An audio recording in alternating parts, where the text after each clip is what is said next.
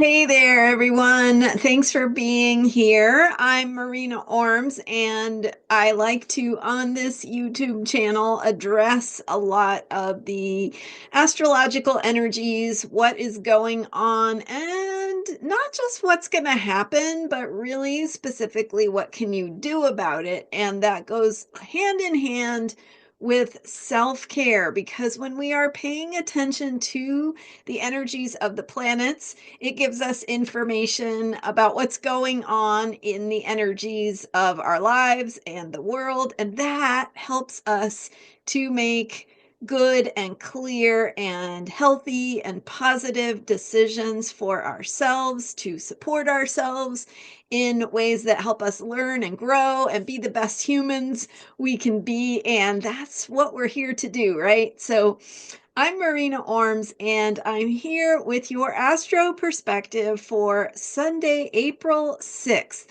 And I start out saying that as I did because we have so much going on in the astrological energies that sometimes it's hard to even know where to start, how to break it down, how to explain it for you.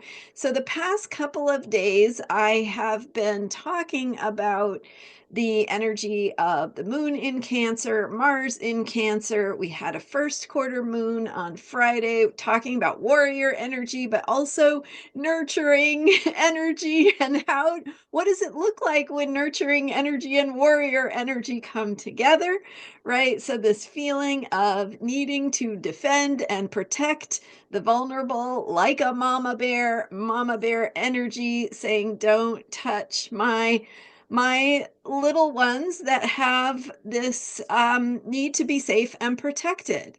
And so, how we do that in our lives is being activated right now. So, questions about how we do that, how we live our lives in ways that can be in alignment with a caring environment, a nurturing environment, a safe environment.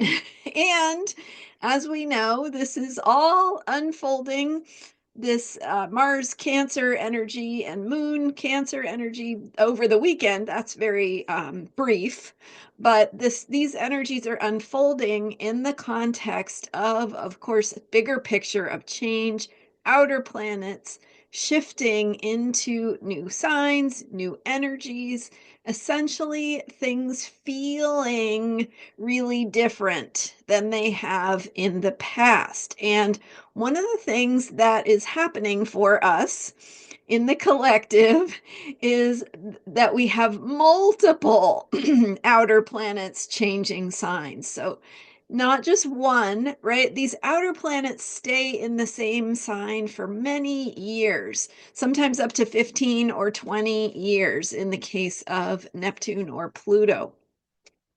So, the energies don't change very often, and it is unusual for so many of them to change right around the same time. So we've got not only multiple outer planets changing signs between 2023 and 2026, and these are slow processes.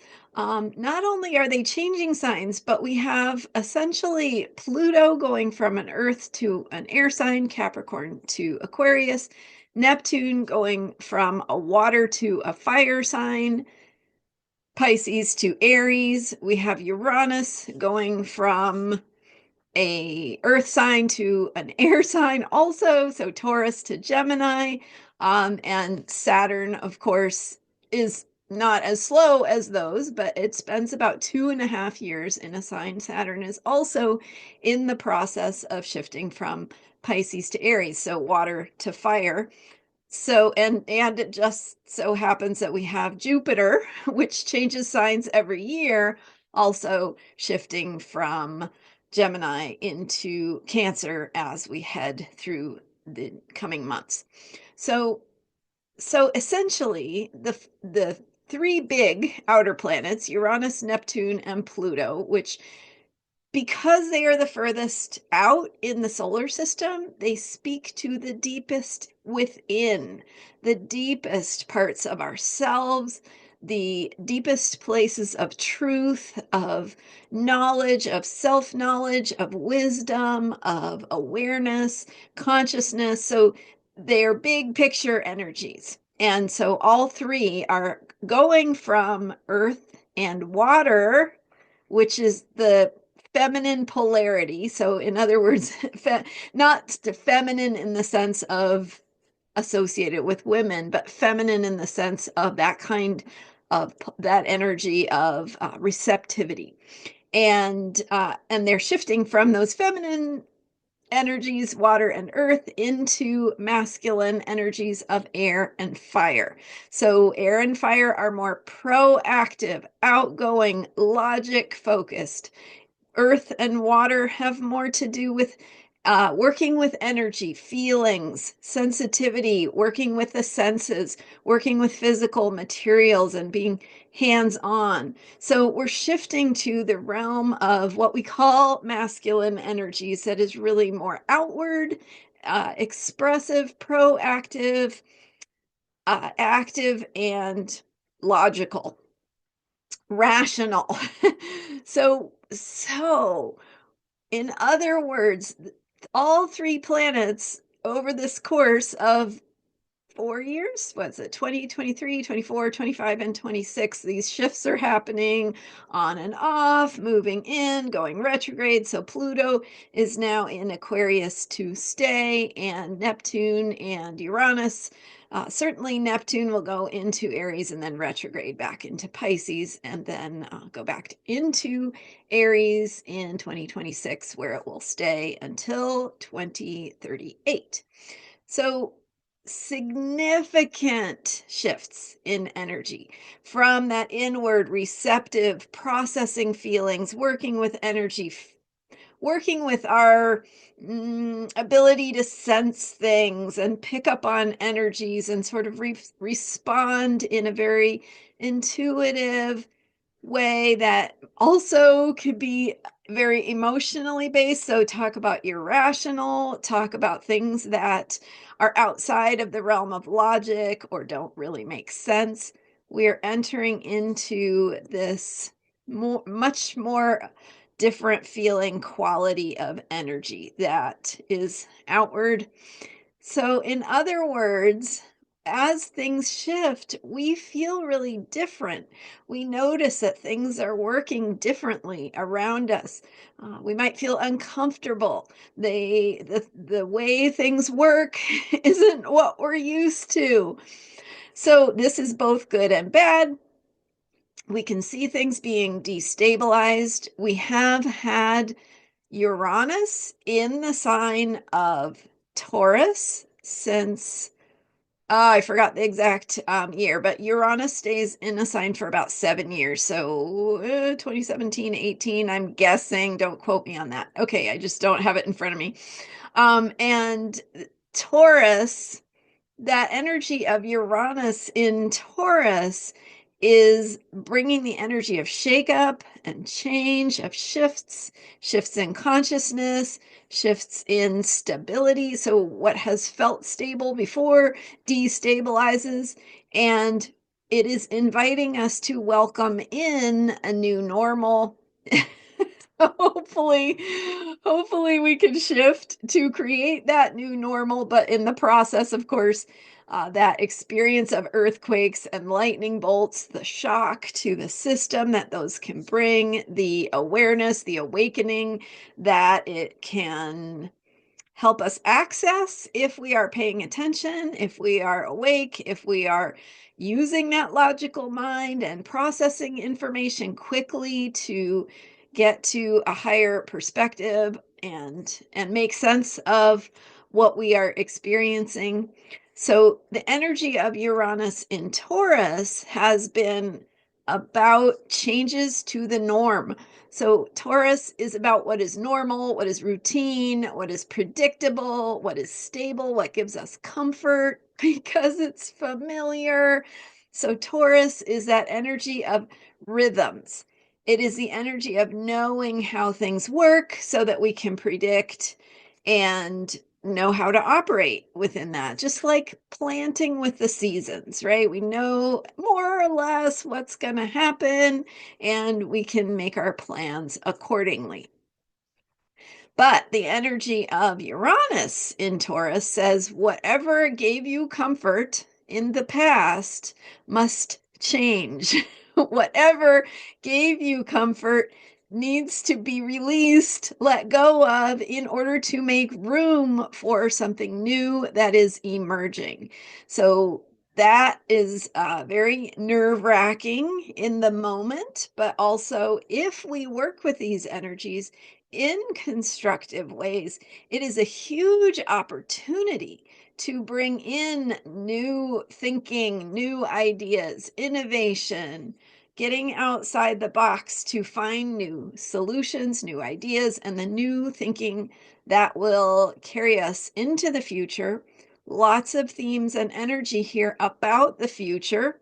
So, Pluto also now in Aquarius, where it will remain until 2043 and 2044. So, almost 20 years still that we have to go through Pluto in Aquarius. That's again, Aquarius is an air sign. It is a sign of higher possibilities, new thinking, getting outside the box. Does this sound familiar? So the energy of change, which is Pluto, Pluto does not allow us to stay comfortable. Pluto is the energy of death and rebirth. So, yes, it brings death, it brings an end to all things. It asks us also to look deep within ourselves, to be honest, to speak the truth, to connect with the truth, to become aware of the truth, right? What has been in the shadows must come into the light with Pluto. And the extent to which we do not want to see what has been in the shadows or confront it or deal with it, we suppress that. So we have to hold it down, right? It takes extra energy to suppress what is trying to change. And that's when we can get into very dysfunctional patterns, trying to push that energy down, trying to keep it from changing or changing us, or letting go of the past in ways that we may need to, confronting a deeper truth in ways that we may need to. So, as we confront that Pluto energy, the requirement as it comes into, as the deeper truth comes into the light of day, the requirement is for us to move through that, to recognize it, to do the healing work. And what does that look like for society, for the collective? We have to confront things that have been unconscious. We have to confront habits and patterns that we've had that were comfortable in the past. And I used the term in a past video, functionally dysfunctional, right? So that has really been just resonating in my mind since I said that. So functionally dysfunctional has worked, right? It has worked for us in the past, but it's not going to work anymore. So what these energies are saying is you will change, and if you want to choose the direction of what that change looks like, you are going to have to get creative. You are going to have to think about the future and look toward the future and steer toward the future you want to see. Because if you don't, you end up in this pattern where you're trying to suppress that truth that is trying to come to the surface, and you're tying yourself in knots, and you get deeper and deeper embedded in that dysfunctional functionality, and ultimately that is not sustainable, right? So we we can relate to that in our personal lives and ways that we've gotten down a wrong path in our lives, or somebody we know has gone down a path that's not healthy, and what it takes to turn that around. And so we have to do that in the collective. And there are many ways that is showing up. It is, of course, showing up, and many other astrologers are talking about this as well, how the Pluto cycle that goes back to the beginning of the founding of the United States, the Declaration of Independence, and the United States having its Pluto return, which, since Pluto cycles are what, 245 years, something like that, to 48. Um, uh, that human beings don't have a Pluto return because we don't live that long, but a country can. And so what happens, it's just like a Saturn return. Human beings have a Saturn return where we have to come back to ourselves and start things anew and figure out what that is. And there are some hard truths we have to confront in that process. Well, Pluto is even more so, because while Saturn deals with our ways of organizing things and our structures and our authority and what authority we're going to listen to, Pluto has to do with our deeper place of truth and power.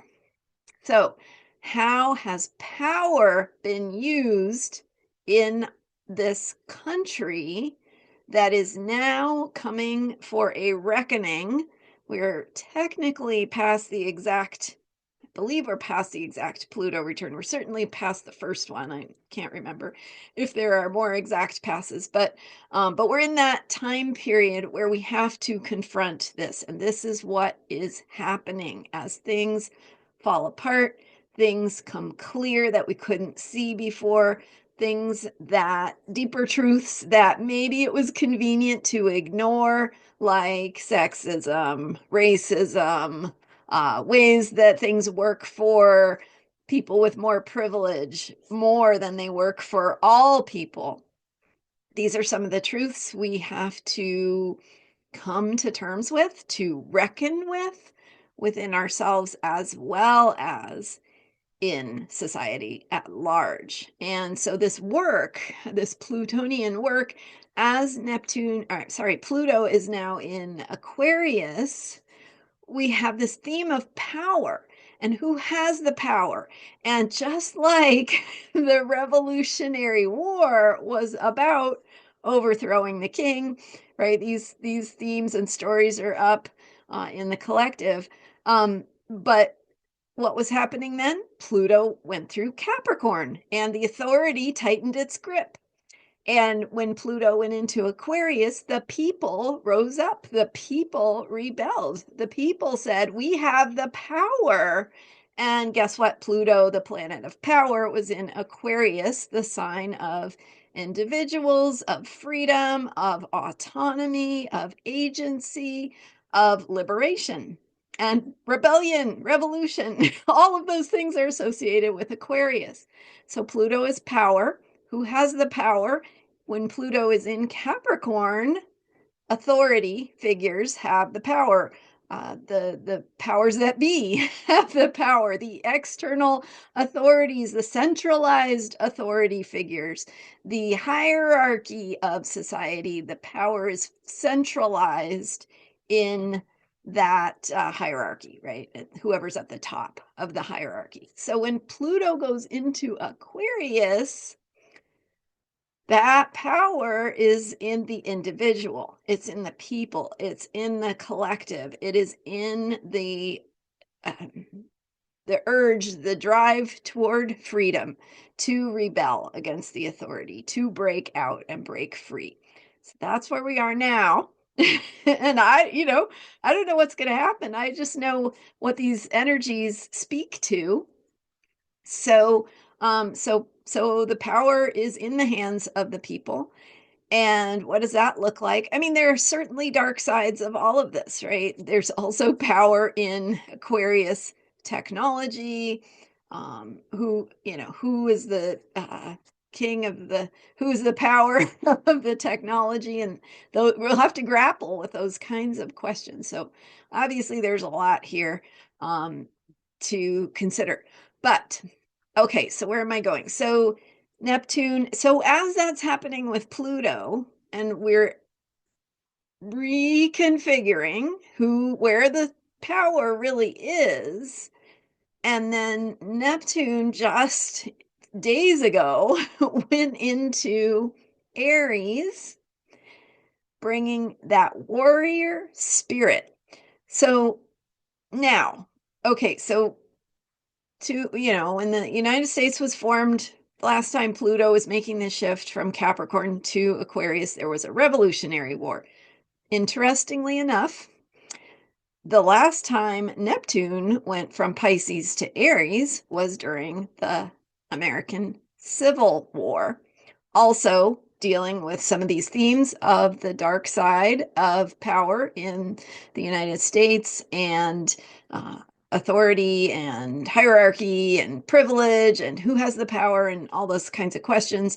So the issue of fighting for what you believe in, what you care about, and uh, what's the term, the anti-slavery movement, right? The northern states against the southern states, and the fighting against economic interests, and so much involved in all of that. But when we consider that where we are right now in history is both of those planets changing at the same time. So we have the energy of the Revolutionary War together with the energy of the Civil War. And does that not make sense with what we experience and are feeling? So it does to me. So, okay. So what do you do about it? And we talk here a lot about self-care. And how do you navigate through times like this? What does it look like to completely have your world change? How do you make decisions? How do you take care of yourself? So I want to encourage you to, first of all, take a deep breath. I'll do it with you. Okay. So that is step one, because you have to come into the present moment. When your energy is scattered in a million different directions, in the places that make you fearful, worried, stressed out, etc., it's harder to act or to get clear about how to act. And today we have also Mercury stationing to go direct. So for the video that I'm doing for today is April 6th, and it's the same day that Mercury goes direct. So we also have a shift in our thinking, our mental processes, to be able to move forward a little bit more easily. So when Mercury is retrograde, we're going through an internal review process, reviewing our thinking. It's harder to move forward in terms of what we want to say, what we think, to clarify our ideas, etc. So with the short term that we're dealing with right now, the changing of direction of Mercury is going to slowly at first, and then more over time, help us to get clear about our thinking and what we want to say, and what we understand, and where we need to learn more to educate ourselves, and dealing with all of those mental process and problem solving processes. So as we go through this time, first you can take that deep breath, because what that does is it helps you to come into the present moment and to recognize, I'm right here. I can't do everything. And so when you feel like you have to do everything, or you should do everything, or things are going to come crashing down around you, that can be overwhelming and paralyzing. So I would say the first thing to do is nothing. And the reason for that is because that helps you come into yourself. It helps you remember who you are, And from that letting go of everything, you can be in that place where you can start to think more clearly. So, step one is do nothing. And that might be as simple as taking a deep breath. It might be taking a day off. It might be getting some rest or letting yourself get away from the news, the stress, the fears, the anxiety, long enough for you to recognize, okay, here's what I personally need to do or can do or feel that is right for me to do. Because actions are going to matter a lot. And that is true for your own life, but and your actions are going to help support you and the people you care about. But also, your actions are going to support this greater future that we are collectively grappling with how to create. So, so take that deep breath, take that moment or day or whatever that is for you. Go to the beach. That's my favorite go to, right? Go to the beach for a day, check out, be with, your heart, your spirit, the bigger picture. Remember that in this bigger picture, none of it matters, right? Um, I'm talking about the spiritual. So, and then when you come back, you're more grounded and you can go, okay, what do I need to learn? What do I not know that I need to know? That would maybe be step two after you do nothing. What do I not know? What am I curious about or have questions about or need to educate myself about? So gather information. And then step 3 would be like, and when you're ready for step 3, not before, but when you're ready, ask yourself, what feels right to me? What feels in alignment with my truth, my beliefs, my values, what's important to me, and how do I put that into action? How do I turn that into an action step that is constructive? And that is the key word because actions, uh, uh, you know, obviously actions can get us nowhere if we're not doing the right actions or we're not clear about where it is we're heading, right? Taking a step in any direction is not necessarily the most helpful thing.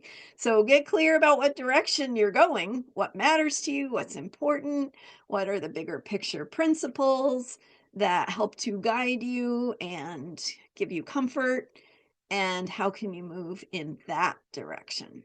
What is the baby step you can take that moves you in that direction? And I would say the direction is more important than how big the step is, because again, if you're going in the wrong direction, the bigger step is not going to help you very much. So take the baby step and take it in the right direction and do it in a way that feels good.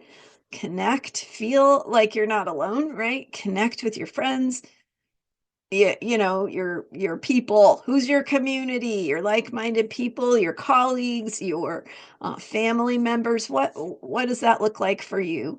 And because you can do it together, or you can feel supported, or you can support someone else. So what does that look like? What can you do with your own skills and abilities? I have a really good friend who says, I can cook, right? I'm really good at feeding people. So, how can I show up somewhere and feed people who are doing this important work that is just too much for me to manage to do? But I can play that support role. So, what is that for you? Maybe you're not a get on the street activist kind of person, but maybe you're a connect with the community and find ways to help kind of person. Or maybe something you do through your work, through, your creative work, your whatever it is you do. Maybe you're a barista and you can show up as a friendly face to help lift up people who come get a cup of coffee, right? So I don't know, right? Think creatively. So this is again what you want to think about after you've taken that deep breath and educated yourself or gathered information where you might be missing some clear information. and then making those decisions about what direction to move in and what is the first baby step you can take. What does it look like to grow that over time? How can you, take the risk? That means it may not work, but I'm going to keep going anyway. So those are the kinds of things we can do as we work with these changing energies, with the uncertainty, with the feeling of things being on a collision course with